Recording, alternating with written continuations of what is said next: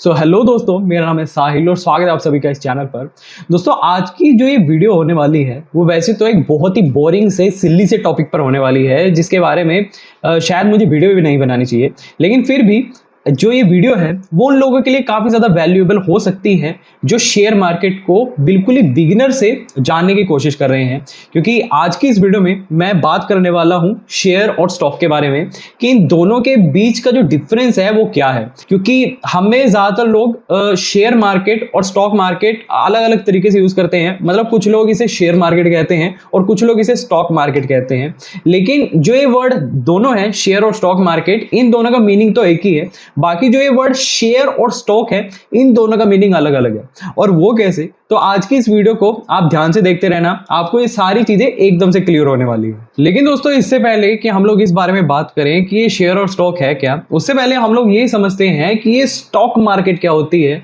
मतलब इसका जो बेसिक सा प्रिंसिपल है वो किस तरह से वर्क करता है।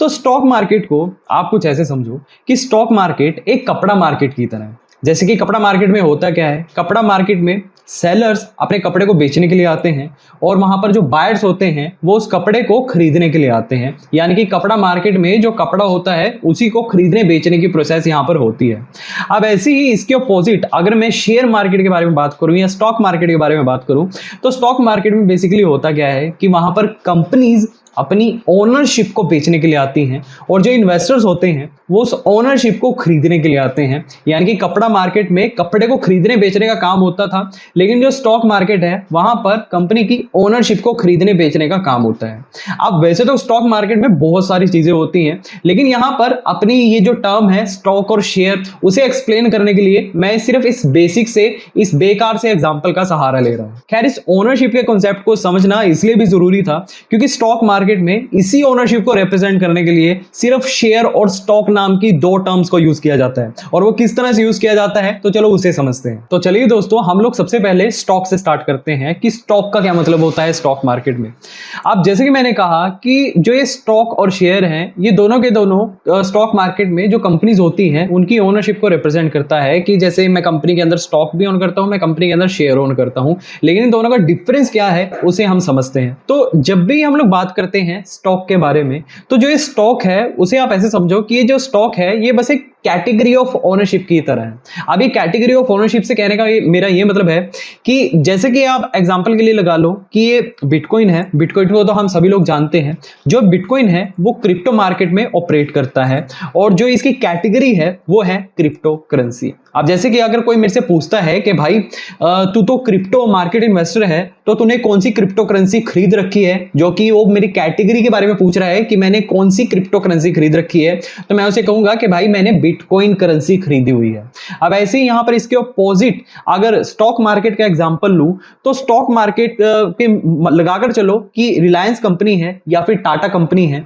जो स्टॉक मार्केट में लिस्टेड है और जो इसकी कैटेगरी है रिलायंस कंपनी की वो है स्टॉक। और जब भी कोई मेरे से पूछेगा कि भाई तू तो स्टॉक मार्केट इन्वेस्टर है, तो तूने स्टॉक मार्केट में कौन सी कंपनी का स्टॉक खरीदा हुआ है, यानी कि वो मेरी अगेन कैटेगरी के बारे में पूछ रहा है, तो मैं उसे कहूंगा कि भाई मैंने रिलायंस कंपनी का स्टॉक खरीदा हुआ है या टाटा कंपनी का मैंने स्टॉक खरीदा हुआ है। यानी कि जो स्टॉक है वो सिर्फ और सिर्फ एक ओनरशिप को रिप्रेजेंट करता है और जो ये ओनरशिप है वो क्रिप्टो करेंसी में भी मेरी हो सकती है, म्यूचुअल फंड्स में भी हो सकती है, या फिर ये जितने भी फाइनेंशियल एसेट्स होती हैं, ईटीएफ वगैरह, बॉन्ड्स वगैरह हो गए, इन सारी चीजों में मेरी ओनरशिप हो सकती है। सेम वैसे ही मैं किसी कंपनी का अगर मैंने स्टॉक खरीदा हुआ है तो मेरी स्टॉक के अंदर भी एक ओनरशिप है। अब दोस्तों, साइड में मैंने यहां पर एक इमेज भी दे रखी है जो बेसिकली मैंने एक एग्जांपल को एक्सप्लेन करने के लिए दे रखी है। क्योंकि स्टॉक मार्केट में क्या है, स्टॉक मार्केट में जो स्टॉक होते हैं वो अलग अलग सेक्टर से भी आ सकते हैं, बिलोंग करते हैं। अब जैसे कि मान लो कि अगर कोई मेरे से पूछे कि भाई तू टेक सेक्टर में कौन कौन सी कंपनी के स्टॉक ऑन करता है, तो मेरा उसे रिप्लाई होगा कि भाई मैं टेक सेक्टर में एक तो टेस्ला कंपनी का स्टॉक ऑन करता हूं और जो दूसरा मेरा स्टॉक है वो एप्पल कंपनी का स्टॉक है। यानी कि मैं अपने टेक सेक्टर में मैंने दो स्टॉक मेंटेन करके रखे हैं। और इसी एग्जांपल से हम लोग आगे शेयर्स को भी समझने वाले हैं। तो दोस्तों, हम लोगों ने स्टॉक को समझ लिया कि स्टॉक क्या है। अब ऐसे ही हम लोग शेयर को समझेंगे कि शेयर क्या है। तो शेयर को आप कुछ ऐसे समझो कि शेयर जो है वो एक यूनिट ऑफ ओनरशिप है। अब जैसे कि जो स्टॉक था वो एक ओनरशिप को ही रिप्रेजेंट कर रहा था, कैटेगरी ऑफ ओनरशिप को रिप्रेजेंट करता था ये स्टॉक, लेकिन जो ये शेयर है ये स्टॉक के अंदर भी यूनिट ऑफ ओनरशिप को रिप्रेजेंट कर रहा है, या फिर अगर मैं कहूं तो ये काउंटेबल यूनिट ऑफ ओनरशिप को भी रिप्रेजेंट करता है, लेकिन एक सिंगल कंपनी के अंदर। और ये कैसे करता है? तो जैसे कि पिछले एग्जांपल में मैंने क्या कहा था कि किसी ने मेरे से पूछा कि भाई तू टेक सेक्टर में कौन कौन से स्टॉक कौन करता है, तो मैंने उसे रिप्लाई दिया था कि भाई एक तो मैं टेस्ला कंपनी का स्टॉक ऑन करता हूं और दूसरा मेरा एप्पल कंपनी का स्टॉक है। अब उसके बाद वो आदमी मेरे से दोबारा पूछता है कि भाई तू जो ये स्टॉक ऑन करता है टेस्ला कंपनी के अंदर और एप्पल कंपनी के अंदर, तू कितने शेयर ओन करता है, मतलब कितने शेयर्स तूने खरीद रखे हैं टेस्ला कंपनी के और एप्पल कंपनी के? तो यहां पर मेरा उसको ये रिप्लाई होगा कि भाई मैं जो टेस्ला कंपनी है, टेस्ला कंपनी के अंदर मैंने 10 शेयर्स ओन कर रखे हैं और एप्पल कंपनी के अंदर मैंने 20 शेयर्स ओन कर रखे हैं, यानी कि मेरे जो पोर्टफोलियो में है वो टोटल 30 शेयर्स हैं जो मैंने टेस्ला और एप्पल कंपनी के खरीद रखे हैं। यानी कि दोस्तों स्टॉक मार्केट के अंदर जो मैंने टेस्ला और एप्पल कंपनी के स्टॉक्स खरीद रखे हैं वो एक कैटेगरी को रिप्रेजेंट करते हैं, लेकिन इन्हीं स्टॉक्स के मैंने कितने शेयर्स बाय या खरीद रखे हैं वो उसके काउंटेबल यूनिट्स को रिप्रेजेंट करते हैं। तो दोस्तों अगर यहां तक आपने इस वीडियो को देख लिया है तो अब हम लोग एक और इंपॉर्टेंट चीज को भी डिस्कस कर लेते हैं जो है स्टेक। अब मान लो हमने स्टॉक के बारे में डिस्कस कर लिया है, स्टॉक क्या होता है वो हमें मालूम चल चुका है, लेकिन अब हम लोग फोकस करेंगे इस एग्जांपल पर जहां पर हो क्या रहा है कि एक कंपनी है जो स्टॉक मार्केट में लिस्ट हो चुकी है, उसका स्टॉक आ चुका है और जो ये कंपनी है वो अपने 10,000 शेयर्स को डाइल्यूट करती है, मतलब वो अपने 10,000 शेयर्स जो है वो पब्लिक में बेचने के लिए आई हुई है, वो पब्लिक में आम जनता को देने के लिए आई हुई है। और आम जनता में से ही मैं भी एक हूं और मैं यहां पर क्या करता हूं, मैं यहां पर इस कंपनी के 1,000 शेयर्स को खरीद लेता हूं। और अगर मेरे को देसी लैंग्वेज में कहना हो तो मैं कहूंगा कि भाई मैं इस कंपनी के अब 1,000 शेयर्स का ओनर हूं, मैं उसके 1,000 शेयर्स को ओन करता हूं। लेकिन अगर मेरे को इस चीज को थोड़ा सा स्टाइलिश तरीके से कहना हो तो मैं कहूंगा कि भाई मैं कंपनी का 10% स्टेक ओन करता हूं, क्योंकि 10,000 शेयर्स में से अगर मैं कंपनी के 1,000 शेयर्स खरीद लेता हूं तो वो 10% बनता है, जिससे कि ये क्लियर होता है कि मैं कंपनी का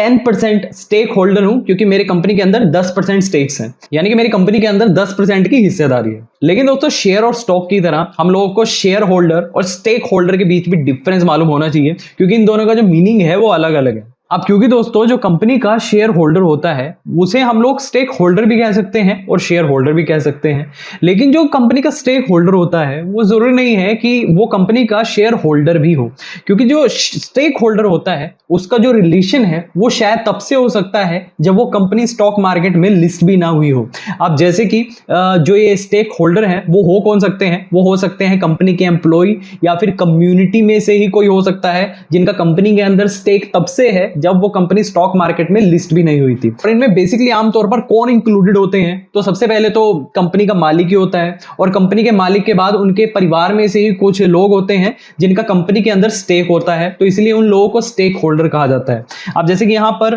डीएनए के इस आर्टिकल में आप पढ़ोगे तो यहाँ पर जो ये मुकेश अंबानी जी है जिनकी कंपनी रिलायंस है, जो एशिया के सबसे अमीर आदमी है, इनकी नेटवर्थ काफी ज्यादा है, तो अंबानी जी है जो है उनका परिवार रिलायंस कंपनी में छोटे मोटे स्टेक्स ओन करता है। बाकी अगर आप यहां पर इसकी ये डिस्क्रिप्शन को पढ़ोगे तो यहां पर डीएनए के इस आर्टिकल में दे रखा है कि रिलायंस कंपनी के जो प्रमोटर ग्रुप है जिसमें अंबानी फैमिली आती है वो 50.39% शेयर्स ओन करती है रिलायंस कंपनी में, और बाकी के जो 49.61% शेयर्स हैं वो पब्लिक शेयर होल्डर्स हेल्ड करके रखे हुए हैं, इंक्लूडिंग एफआईआई और कॉर्पोरेट बॉडीज, जिनके बारे में हम लोग बाद में बात करेंगे। यानी कि जो 49.61% शेयर जिन लोगों ने कंपनी में ओन कर रखे हैं वो कंपनी के साथ तब जुड़े थे जब कंपनी स्टॉक मार्केट में लिस्ट हुई थी। बाकी इस कंपनी के 50.39% जो शेयर्स हैं वो फैमिली ओन करती है, और इनमें हर एक इंडिविजुअल, मतलब इंडिविजुअल फैमिली का जो मेंबर है जैसे कि नीता अंबानी हो गई